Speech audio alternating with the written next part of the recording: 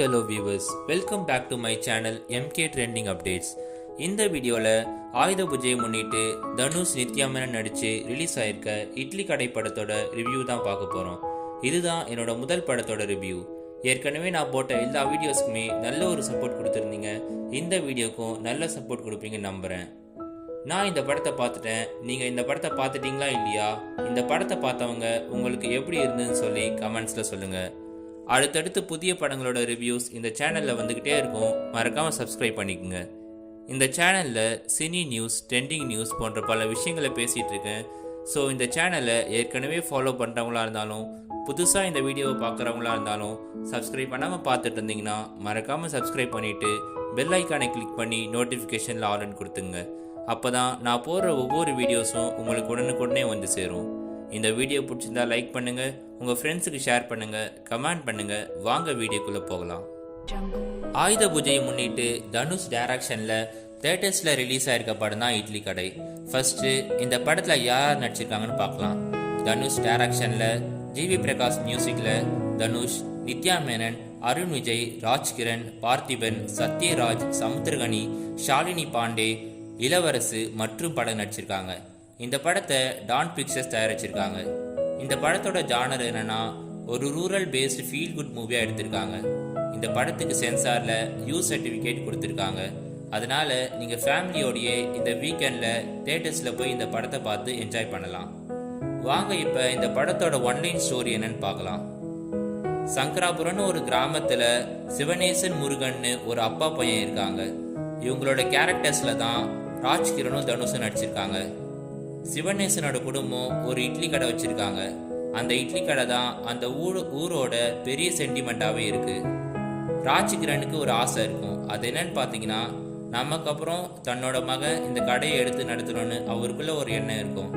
ஆனால் தனுஷுக்கோ அடுத்தடுத்து அவர் வாழ்க்கையில் முன்னேறி போயிட்டே இருக்கணும்னு சொல்லி அந்த ஊரை விட்டு கிளம்பி சென்னைக்கு வராரு. கொஞ்ச நாள்லயே சென்னையிலேருந்து கிளம்பி பேங்காக்கு போகிறாரு. அங்கே ஒரு ஏஎஃப்சி கம்பெனியில் பெரிய பொசிஷனில் வேலை செஞ்சிட்ருக்காரு. திடீர்னு ஒரு சில காரணங்களால் அவர் ஊருக்கே திரும்ப வராரு.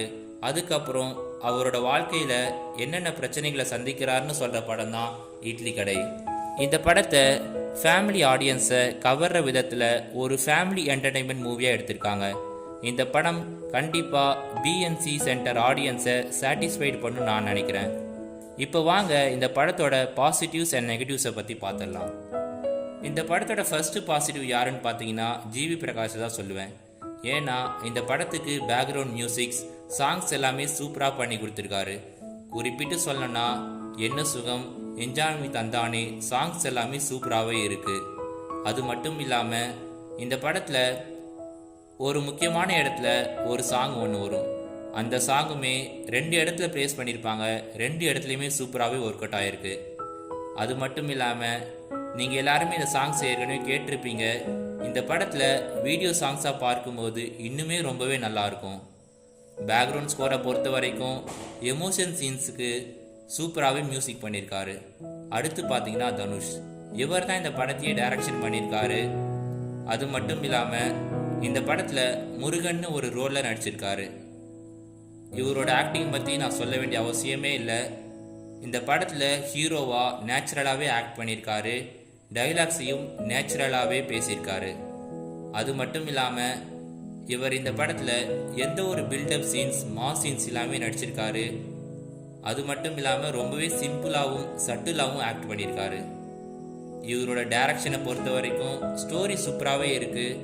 ஸ்க்ரீன் பிளேயில் குறிப்பாக ஃபர்ஸ்ட் ஹாஃப் ரொம்பவே நல்லா இருக்குது. அடுத்து பார்த்தீங்கன்னா அருண் விஜய், இவர் இந்த படத்தில் நெகட்டிவ் ரோலில் நடிச்சிருக்காரு. ஆக்ரோஷமான வில்லனா இல்லாமல் ரொம்ப சட்டிலான வில்லனா சூப்பராகவே ஆக்ட் பண்ணியிருக்காரு. அடுத்து பார்த்தீங்கன்னா நித்யா மேனன், கையல்னு ஒரு கேரக்டரில் இந்த படத்தில் நடிச்சிருக்காங்க. திருச்சற்றம்பலத்தில் எப்படி நடிச்சிருந்தாங்களோ அதே போல தான் இந்த படத்துலையும் சூப்பராகவே ஆக்ட் பண்ணியிருக்காங்க. தனுஷ் மற்றும் நித்யா மேனனோட ஜோடி இந்த படத்துலையும் சூப்பராகவே ஒர்க் அவுட் ஆயிருக்கு. ராஜ்கிரண் மற்றும் மற்ற கேரக்டர்ஸில் நடித்த எல்லாருமே அவங்கவுங்க ரோலை சூப்பராகவே பண்ணியிருக்காங்க. இந்த படத்தில் எடிட்டிங், சினிமோட்டோகிராஃபி, சவுண்ட் டிசைனிங் எல்லாமே சூப்பராகவே பண்ணியிருக்காங்க. இந்த படத்தில் அவ்வளோ பெரிய நெகட்டிவ்லாம் ஒன்றும் இல்லை. ஃபர்ஸ்ட் ஹாஃப் அவர் செகண்ட் ஹாஃபில் கொஞ்சம் டீசெண்டாக தான் பண்ணியிருக்காங்க. செகண்ட் ஹாஃபில் கொஞ்சம் ப்ரெடிக்ட் பண்ணுற மாதிரி சீன்ஸ்லாம் வச்சுருக்காங்க. ஆனால் கிளைமேக்ஸை சூப்பராகவே ஃபினிஷ் பண்ணியிருக்காங்க. இந்த படத்தில் அப்பாவுக்கும் பையனுக்கும் இடையிலான பாண்டிங்கை சூப்பராகவே காட்டியிருக்காங்க. ஒரு சில மெசேஜஸையும் இந்த படத்தில் சொல்லியிருக்காங்க. அதனால் இந்த படத்தை இந்த வீக்கெண்டில் நீங்கள் ஃபேமிலியோடு போய் தேட்டர்ஸில் என்ஜாய் பண்ணி பார்க்குறதுக்கு நல்ல படம் தான் இது. ஒன் டைம் ட்ரை பண்ணி பாருங்கள். இது போன்ற சினி நியூஸ், ட்ரெண்டிங் நியூஸ் தெரிஞ்சுக்கணும்னு நினச்சிங்கன்னா எம்கே ட்ரெண்டிங் அப்டேட்ஸ் சேனலை சப்ஸ்கிரைப் பண்ணிக்கோங்க. என்னுடைய ரிவ்யூ உங்களுக்கு பிடிச்சிருந்தா இந்த வீடியோக்கு ஒரு லைக் பண்ணுங்கள், உங்கள் ஃப்ரெண்ட்ஸுக்கு ஷேர் பண்ணுங்கள், கமெண்ட் பண்ணுங்கள். சைனிங் ஆஃப் மோகன்.